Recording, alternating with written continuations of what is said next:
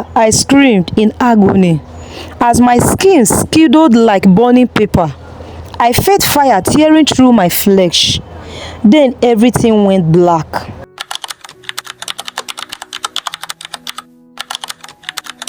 From the very first day I said yes to Obiora, I believe I was the luckiest woman alive. Tall, educated, and well-spoken. Obiora was a respected lawyer, admired in every courtroom, and loved by many. Our love story began in our final year at the university. I was studying medicine and he was completing his law degree. He was charming, gentle, and thoughtful, and his presence made my heart dance in ways I never thought possible. So when he knelt in front of me under the blossoming cherry tree on campus and asked me to be his wife, I didn't hesitate. I thought I had found the man who would protect my heart forever, but I had no idea I was walking straight into a storm, one that would nearly destroy me. Our wedding day was like a dream. Laughter, music, bright colors, and joyful dancing. Friends and family celebrated our union like it was written in the stars. But 3 days after we returned from our honeymoon, Obiora called me into the bedroom and did something that will haunt me for the rest of my life. He brought out a small metal padlock, the kind used on old gates. My heart raced as he stared at me with an unfamiliar coldness in his eyes. Then he spoke. "Nkiru, I love you. But men are wicked. I've seen what they do to marry women. I don't trust the word, and I don't trust you either. So this is for your own good." Before I could fully understand what he meant, he had already forced a custom-fitted metallic chastity belt onto me. And with a single click, my womanhood was no longer mine. I screamed. I begged. I cried.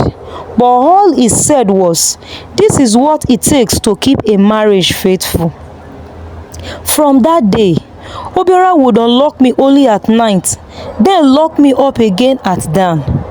It was humiliating, painful, and suffocating. But I endured. Why? Because I loved him. Because I thought maybe, just maybe, it was a phase. A strange one, a cruel one, but a phase nonetheless. I was a young medical doctor, brilliant in my field, but suddenly a prisoner in my own home. Every morning after the painful ritual of being locked, I would apply ointment, wear my lab coat, and go to the hospital pretending everything was fine. No one knew the horror I lived with. I smiled during ward rounds. I joked with colleagues, but inside I was screaming. Months passed. Then one evening, while Obiora was in the shower, I noticed his phone buzzing non-stop. I picked it up, my hands trembling, and saw a string of messages from a woman named Sweet Daisy. "I miss your hands on me.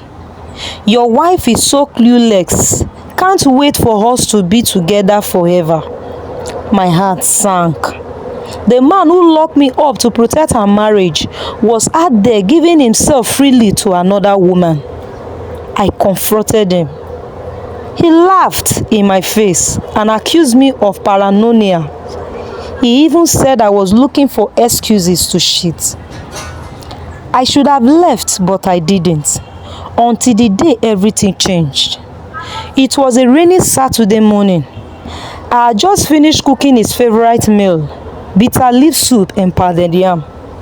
I was excited, hoping maybe today he would smile at me like he used to. I climbed the stairs to call him for lunch when I heard his voice through the half-closed door. "Forget that woman, Daisy. Yes, we have been married for 16 months, but I will marry you soon. Nothing can stop me." Then laughter, the kind that stabbed through the ribs of my soul. I pushed the door open in fury. He was still on the call when I charged at him. "You monster!" I screamed. "I gave you everything and you still betrayed me." He ended the call, his eyes blazing with rage. He pinned me to the door effortlessly. I struggled, screamed, kicked, but I was no match for him. Then in a blow, he stormed to the closet, yanked out a metallic flask, the one I usually use to store hot water for tea. And before I could understand what he was doing, he poured the hot water on me. Scalding hot water rained down on my chest, my neck, my face. Ah! I screamed in agony as my skin skiddled like burning paper. I felt fire tearing through my flesh. Then everything went black. I woke up 3 weeks later in a hospital bed, bandaged, disfigured and broken. My mother was sitting beside me, weeping silently. My once smooth brown skin was now a patchwork of scars, blisters and burn wounds. My beauty gone, my body ruined, my soul shattered, but I was alive.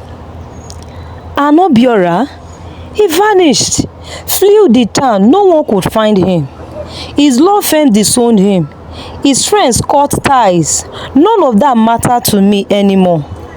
My scars would forever remind me of the love that almost killed me. Today, I walk with a limp and hide from mirrors. But I speak to young girls, women, anyone who will listen to me. I tell them, any love that cages you, scars you, or steals your freedom is not love, it's a prison. And to the one who once loved me so much that he locked me up, I say this: Obiora, you may have stolen my body, but you will never break my spirit.